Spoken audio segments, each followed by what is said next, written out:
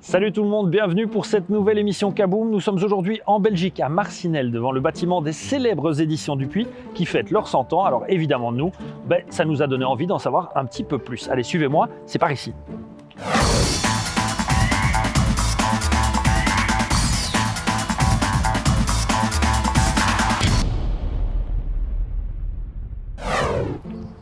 Non, attendez, avant d'entrer dans le bâtiment, on va aller de l'autre côté de la rue. J'ai un petit truc à vous montrer qui va vous plaire.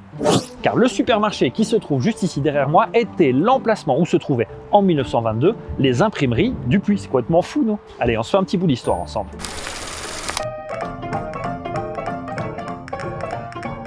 Alors Dupuis, au départ, c'est un imprimeur de la région de Charleroi, quelqu'un qui fait de la papeterie et qui avait une petite spécialité, c'est qu'il faisait ce qu'on appelle des papiers poudres. Ce sont en fait des papiers dans lesquels on emballait les préparations médicinales. Après ses débuts d'imprimeur, Dupuis en fait décide d'éditer des revues avec, je crois, quand même un fort sentiment et une espèce d'obligation d'élever un petit peu le débat et de faire des revues de haute tenue morale. C'était une famille très catholique, mais un catholicisme social, donc l'important pour Jean Dupuis et sa femme et ses fils après, c'est vraiment que les ouvriers aient de quoi manger. Et donc c'était vraiment leur première priorité. Donc c'était avant tout des imprimeurs, mais en même temps, ils sont devenus éditeurs comme ça. Ils créaient eux-mêmes le contenu qu'ils voulaient imprimer. La famille Dupuis est quand même restée implantée rue d'Estrée, donc à Marcinelle, là où sont les éditions Dupuis. Aujourd'hui, je veux dire, toute la famille quasi habitait dans cette rue-là. 1922, c'est le premier acte d'éditeur de Jean Dupuis. Pour nourrir ses rotatifs d'imprimerie, il dit je pourrais créer du contenu. Et il invente un magazine qui s'appelle Les Bonnes Soirées, revue de feuilletons littéraires en fait. Et donc il y a déjà l'idée du feuilleton populaire, du suspense, du rendez-vous hebdomadaire et de l'illustration. Et donc c'est le premier pas comme éditeur, pas encore de bande dessinée. Puis en 1924 arrive Moustique, qui est un journal satirique où le dessin est encore plus important, et là on s'adresse à un public encore plus large. Les deux titres lancés à 2 ans d'intervalle ont du succès immédiatement, et petit à petit, Jean Dupuis crée un groupe de presse qui à l'échelle belge va être très important, parce que, aussi traduit en néerlandais, et Jean Dupuis s'est dit, je veux m'adresser à la jeunesse aussi. Ça commençait à émerger les journaux de jeunesse, dont Mickey, qui est apparu un peu avant Spirou. Et donc il s'est dit, moi aussi je voudrais faire un journal qui va raconter en bande dessinée des valeurs positives et un journal humaniste finalement. Ça a été la première valeur cardinale du journal tel que Jean Dupuis l'a imaginé. Et donc ils ont fait un casting quelque part. Ils ont imaginé qui serait le héros, comment il allait s'appeler, qui allait l'incarner graphiquement. Et donc ils ont pris 1 an ou 2 de vraies réflexions avec un plan de lancement, avec le choix d'un auteur qui était Robert Velter, un dessinateur français, qui a inventé graphiquement le personnage.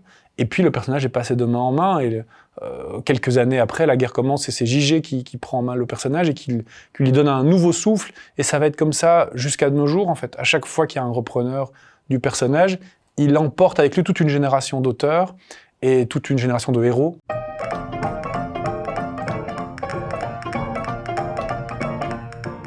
Jean Doisy, c'était le premier rédacteur en chef du journal Spirou et c'était vraiment un chef d'orchestre dans l'âme. Par ailleurs, il avait une activité de résistant, et donc les 2 facettes de sa personnalité se sont mélangées dans sa vie, et notamment pendant l'occupation, parce que Doisy avait eu cette intuition géniale avant la guerre de créer un club de lecteurs qui s'appelait les Amis de Spirou, et qui a été vraiment le garant de l'esprit Spirou. Et ça a permis surtout que pendant la guerre, pendant l'occupation, quand il y a eu des interruptions de publication du journal pour diverses raisons, pénurie ou interdiction, l'esprit du journal Spirou et les personnages pouvaient vivre à travers ces échanges épistolaires entre les Amis de Spirou. Un théâtre de marionnettes qui s'appelait le Théâtre du Farfadet, qui a sillonné les routes de Belgique pour présenter des spectacles avec les héros du journal, et qui était aussi une couverture pour passer des enfants qui étaient promis à la déportation, et donc ils ont été sauvés grâce aux initiatives de Jean Doisy. Et un moment assez dingue, c'est l'Almanach 1947. Et dans ce numéro, il y a la reprise de Spirou par Franquin, il y a la reprise de Tiffet tondu par Will, il y a la première histoire de Lucky Luke. J'ai quand même un moment un peu clé, il se passe quand même tellement de choses sur un seul volume, ça c'est assez dingue. Et puis il y a eu toute une période dans les années 50 avec l'apparition des mini-récits, qui a été je crois un moment vraiment où on rejoignait l'apparition de héros, l'expérimentation, l'originalité, où à l'intérieur du journal, on pouvait fabriquer soi-même un mini-livre. Le premier de ces mini-récits, c'est les Schtroumpfs, qui étaient juste des personnages secondaires à l'origine. On ne pensait pas qu'ils auraient le destin qu'ils ont eu. Et donc ça c'est la preuve de l'intérêt d'un journal, c'est que par des suppléments créatifs, on peut faire émerger des héros qu'on n'imaginait pas au premier plan.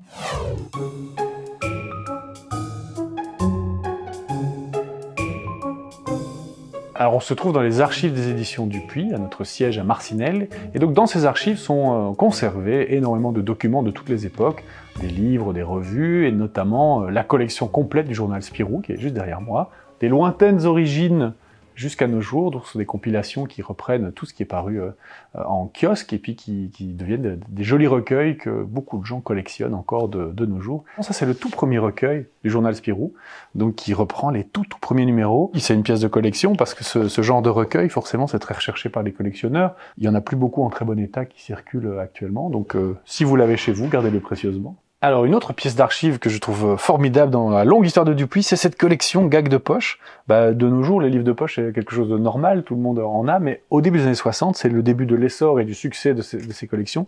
Et alors, l'équipe éditoriale de Dupuis, à l'époque, a une super idée, c'est faire une collection qui va s'appeler Gags de poche, et qui reprend le même principe, c'est-à-dire un petit format, pas cher, reproduction du grand format vers le petit format, et il y aura plein de choses, forcément il y aura des adaptations de bande dessinée, comme Bobo le prisonnier, formidable héros des années 60, mais aussi du vrai cartoon à l'américaine, comme il y aura Mac l'explorateur ici, et puis surtout, je voulais vous montrer ceci, c'est que Dupuis a été le premier éditeur francophone à publier les Peanuts de Schulz. En 1988, c'est un grand moment pour les éditions Dupuis, c'est la création d'une collection qui existe toujours et qui est une collection de prestige pour nous, la collection Air Libre, dont voici le premier titre, qui était un diptyque signé Causé. Alors Air Libre, c'est une idée de collection plus romanesque dans le catalogue de Dupuis, et c'est à chaque fois des récits avec beaucoup d'envergure niveau narratif, et c'est aussi généralement très très beau, parce qu'on invite dans Air Libre des auteurs et des autrices confirmés qui ont vraiment une virtuosité graphique ou narrative, ou les deux, pour faire des super bouquins.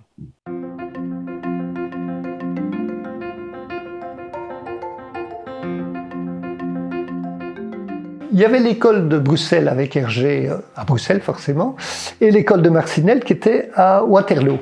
Puisqu'en fait, ce qu'on appelle l'école de Marcinelle, c'est vraiment Joseph Gillin, JG, qui est un auteur vraiment sous-estimé, trop peu connu, qui a lancé énormément de séries, mais qui a aussi formé des gens comme Franquin, Maurice, Will, et 15 ans après, des Jean Giraud et des Jean-Claude Mézières. Donc c'est vraiment quelqu'un qui a une importance énorme pour l'histoire de la bande dessinée franco-belge. Raoul Cauvin est le scénariste qui a mené de front le plus de séries en même temps, je pense, puisqu'à un moment donné, il y avait 11 séries en même temps. Et bon, on l'appelait Monsieur 25%, parce qu'en fait, à lui tout seul, avec ses séries, il faisait 25% du chiffre d'affaires de Dupuis. Et donc, il permettait à Dupuis de lancer de jeunes auteurs parce que ces séries à lui vendaient, et donc ça permettait à la nouvelle génération et à Dupuis du coup de tester des choses et de passer le flambeau. Et il disait toujours, Franquin et Peyoult l'ont fait pour moi, moi je le fais pour les suivants. Quand j'ai commencé comme rédacteur en chef du journal, j'ai demandé conseil à plein d'anciens. Et le premier conseil que m'a donné Thierry Tinlot, un ancien rédacteur en chef du journal, il m'a dit « Surtout, si un journaliste pose la question « Quel est l'auteur important et préféré ?», ne réponds pas parce que tu vas te faire 200 et demi. »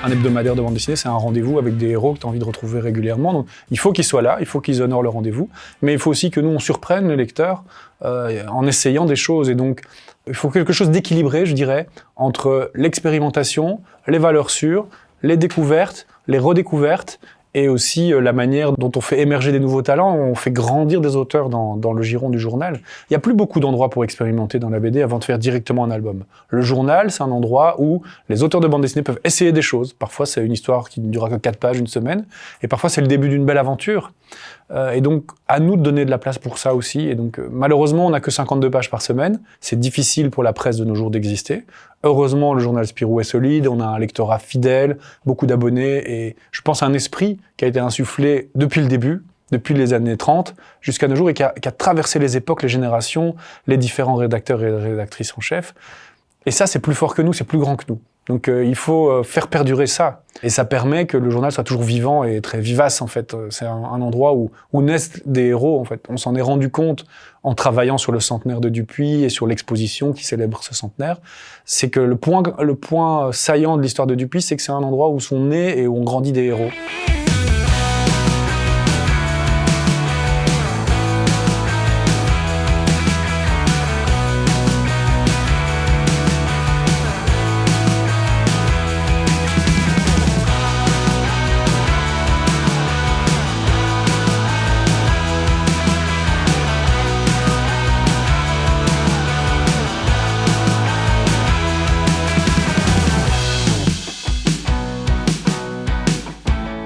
On est là pour divertir et émouvoir toute la famille. Pour moi, on est un éditeur généraliste parce qu'en fait, on s'adresse à tous les publics et je pense que ça transpire par le journal Spirou qui traîne sur la table du salon de la maison. L'âme de Dupuy reste l'âme de Dupuy, il n'y a rien à faire. On a quand même une marque Dupuy, même si les scénarios et les dessins, heureusement, évoluent avec le temps. On sent quand même dans nos BD tout public, dans nos BD Dupuy, que c'est du Dupuy. Enfin, il y a une marque de fabrique, quoi.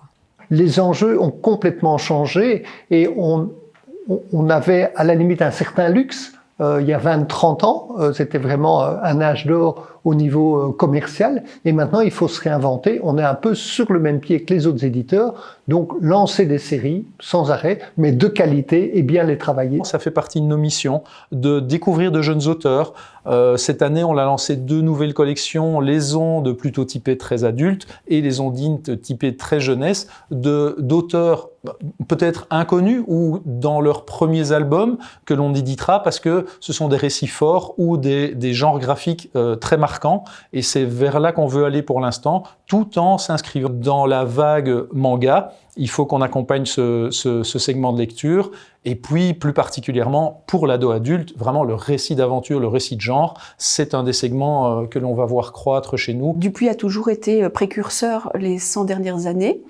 Et j'espère qu'on pourra continuer à l'être dans les 100 prochaines. Et je pense que c'est important que les éditions Dupuy soient présents un peu sur tous les secteurs. C'est de pouvoir être présent sur le marché du manga, puisqu'on sait qu'actuellement, une BD sur 2 vendue, c'est du manga, donc c'est important que les éditions Dupuy soient sur le marché du manga.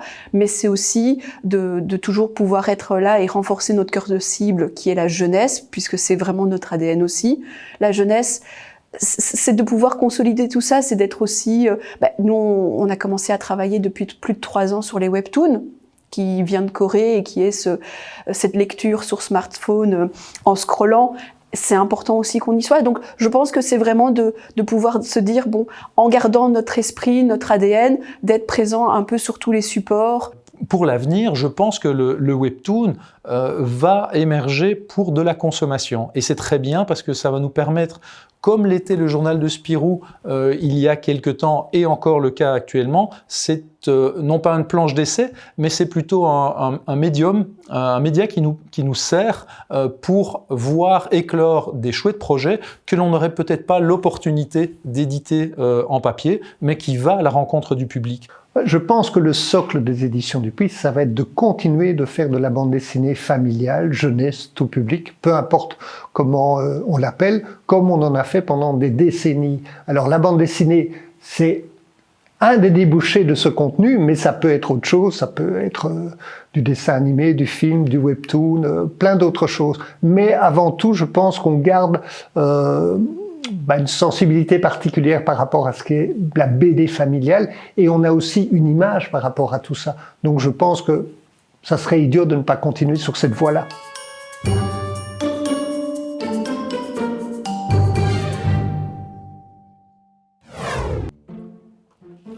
Ah, vous êtes encore là? Non, mais franchement, faut y aller. L'émission se termine. Laissez-moi, parce que je vais rester un moment. Il y a 2-3 trucs que je sais pas encore voir. Allez, salut!